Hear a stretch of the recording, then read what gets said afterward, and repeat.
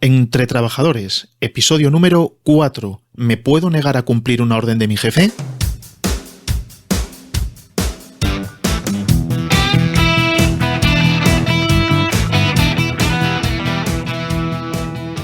Muy buenas y sed bienvenidos de nuevo a este cuarto ya episodio del podcast Entre Trabajadores, un podcast en el que, como seguramente ya sabréis, pero que siempre repetimos por si hay algún despistado que se acaba de unir, vamos a tratar aquellas cuestiones laborales que día a día nos encontramos en nuestros puestos de trabajo.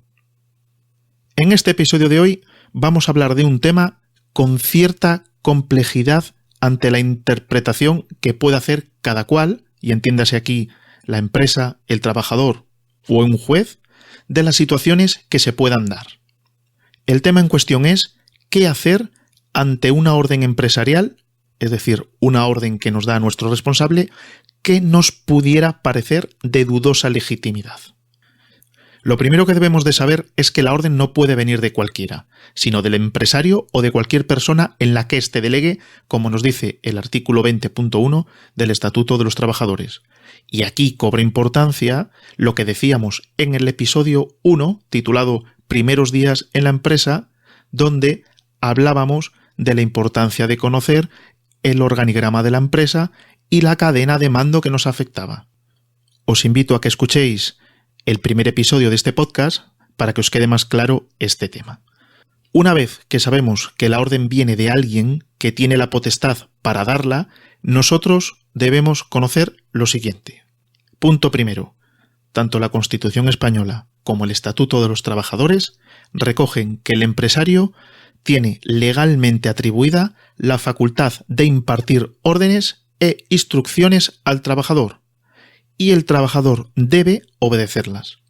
El fundamento de este poder de dirección viene dado ya que el trabajo se presta dentro del ámbito de organización y dirección de la empresa, como nuevamente recoge el Estatuto de los Trabajadores.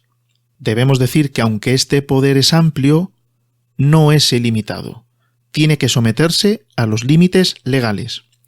Por ello, si bien el artículo 20 antes mencionado del Estatuto de los Trabajadores impone al trabajador la obligación a realizar el trabajo convenido bajo la dirección del empresario o persona en quien éste delegue, el artículo 5 del mismo Estatuto de los Trabajadores condiciona esa obediencia a que las órdenes del empresario sean en el ejercicio regular de sus facultades directivas. Esto no quiere decir que las órdenes que el trabajador considere ilícitas o irregulares por estar fuera de la facultad de dirección del empleador sean susceptibles de no ser cumplidas. El criterio judicial, y esto debemos de saberlo, que hasta ahora mayoritariamente se ha sostenido, es el de, y permitirme que aquí introduzca un latinajo, solve et sopete, que viene a ser paga y luego reclama. Entonces, este principio presupone la legalidad de la orden empresarial y además obliga al trabajador a cumplirla. Esto, claro está, sin perjuicio de una demanda posterior, dado que ya hemos obedecido a la jurisdicción competente, que en este caso es la empresa. Con lo que tengamos claro que la regla general que prima actualmente es la de obedecer y cumplir la orden que se nos da. Y después, faltaría más interponer la pertinente reclamación que evidencie que la orden ha sido ejercida fuera de la facultad regular de dirección del empleador. Sí es cierto que se puede desobedecer una orden. Y aquí tengo que incluir otro latinajo, el ius resistentiae, que es como se define la capacidad de un trabajador para no cumplir una orden en aquellos casos en los que las órdenes provenientes del empresario atenten contra bien la dignidad del trabajador, bien que entrañen peligrosidad, o bien cuando el empresario actúa con abuso de derecho y vulnera derechos fundamentales. También, como se recoge en el artículo 21.b de la Ley de Protección de Riesgos Laborales, posibilita al trabajador abandonar su puesto de trabajo cuando pueda estar expuesto a un riesgo inminente y grave, o también cuando se dé el supuesto del artículo 12 del Estatuto de los Trabajadores, cuando nos dice que el trabajador no podrá ser despedido ni objeto de sanción por rechazar la conversión de un trabajo a tiempo completo en otro a tiempo parcial o viceversa, y cuando se niegue también a la ejecución de horas complementarias. Estas son las excepciones. Ahora bien, incluyamos ya y prometo que es el último, el tercer latinajo. Iuris tantum. Por este se presupone la legitimidad de las órdenes dadas por el empleador. Ante esto, tengo que decir que para que las anteriores excepciones en las que podíamos negarnos a cumplir una orden, en la práctica, los tribunales, para que las consideren ajustadas a derecho, deben de darse de una manera muy evidente. Con lo que la actuación que generalmente prima, y desde aquí es la que yo personalmente recomiendo, siempre que no estemos en una situación que se recoja claramente, pero muy claramente en las descritas anteriormente, yo recomiendo el principio de solve et repete, que viene a ser haz lo que te manden y después al juzgado. Recapitulemos un poco. Hasta ahora tenemos encima de la mesa lo siguiente. 1.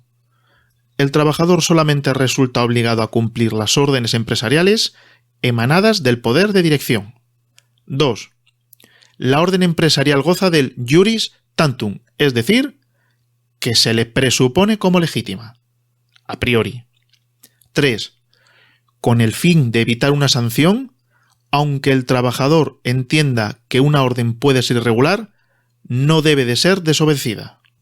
Y por última, la cuarta, que el único instrumento real de defensa que queda para el trabajador es el de acudir posteriormente a los tribunales. Otro tema importante a tocar son las sanciones por el desobedecimiento a una orden empresarial. Para poder determinar si un incumplimiento de una orden empresarial puede acarrear despido o alguna sanción, se deben de valorar dos aspectos. Uno es la legalidad, la propia legalidad de la orden empresarial, y el otro, la conducta del trabajador en cuanto a la gravedad de la actuación. Pasemos a definir un poco mejor estas dos cuestiones. En cuanto a la legalidad de la orden empresarial, podemos justificar la desobediencia en los siguientes supuestos. 1. Órdenes atentatorias a la dignidad del trabajador, referidas a la vida privada del trabajador, o atentatorias a la intimidad, a la propia imagen o a cualquiera de sus derechos fundamentales. 2. Órdenes empresariales no relacionadas con el trabajo. 3. Órdenes empresariales manifiestamente abusivas. 4. Órdenes ilegales o manifiestamente atentatorias al Código Penal. 5. Órdenes que afecten a la seguridad y salud del propio trabajador, de sus compañeros o de terceros. 6. Aquellas que tienen por objeto la conversión de una jornada a tiempo completo en una a tiempo parcial, o, a la inversa, aquellas que exigen el cumplimiento de las horas complementarias pactadas cuando tal pacto no cumpla con los requisitos legales. O sea, si la orden es lícita y nos hemos negado a cumplirla, la desobediencia del trabajador podrá no acarrear sanción o despido. Para que esto suceda, no tienen que darse uno de estos supuestos. Primero, no debe existir causa o justificación al respecto de tal desobediencia.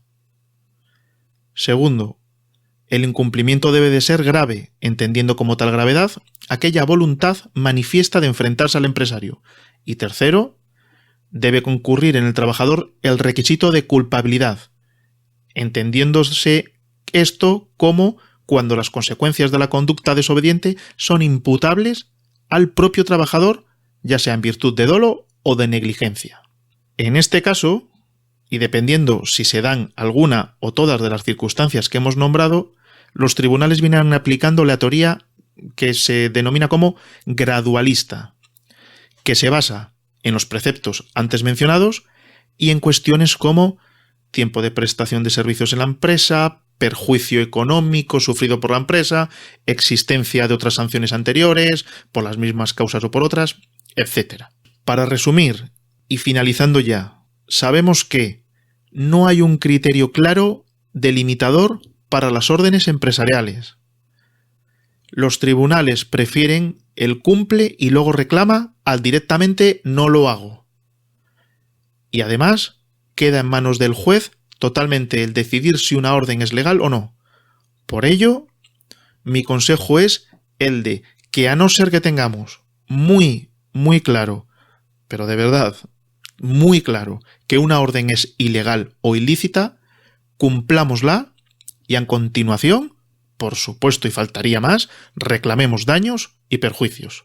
Quiero terminar con una frase de Gemma Fabregat en su investigación del Departamento de Derecho del Trabajo y la Seguridad Social de la Universidad de Valencia, que es sobre la que está en parte basado este episodio del podcast, y que además la frase quiero hacer mía y que dice así: no pretendo reivindicar una desobediencia basada en la mera arbitrariedad del trabajador, ni mucho menos, pero sí quiero apelar a la razonabilidad en aras a configurar una verdadera doctrina sobre el deber de obediencia del trabajador y, sobre todo, reclamar una mayor cobertura legal para aquellos incumplimientos que, en el plano social, aparecen como justificados. Bueno, pues hasta aquí este cuarto episodio de Entre Trabajadores, un poquito más técnico de lo normal, pero entiendo que era necesario para comprender bien el tema que queríamos tratar. Para cualquier aclaración sobre el tema tratado hoy, tenéis disponible el blog entretrabajadores.es, donde encontraréis el foro en el que podréis dejar todos los comentarios, preguntas o sugerencias que consideréis oportunas. También podéis encontrarme en Twitter con el usuario etrabajadores y en facebook.com/entretrabajadores. Y ya, ahora sí que sí, termino dándoos las gracias por estar ahí, por compartir este episodio en vuestras redes sociales, por puntuarlo con 5 estrellas en iTunes y por darle a me gusta en iVoox. Y ya sin más, hasta el próximo episodio.